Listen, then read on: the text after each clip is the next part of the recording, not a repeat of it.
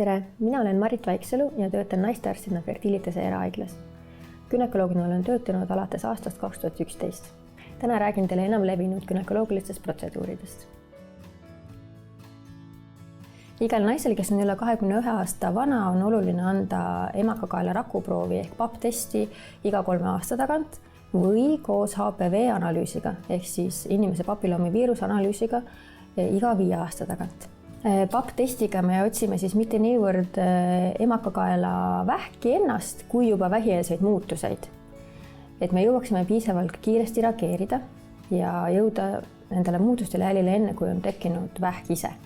Lisaks võiks naine määrata endal suguliselt levivaid haiguseid alati, kui teil on tekkinud uus partner või kui teil on tekkinud ebamäärane kahtlane voolus tupest. Fertilitasest saab anda nii PAP-testi kui emakakaela pealt suguliselt levivatele haigustele analüüse ning saab võtta ka vereanalüüse. Oluline on see, et analüüside andmine toimub eelistatult hommikupoolsel ajal. Vereanalüüse saab anda kuni 11:30.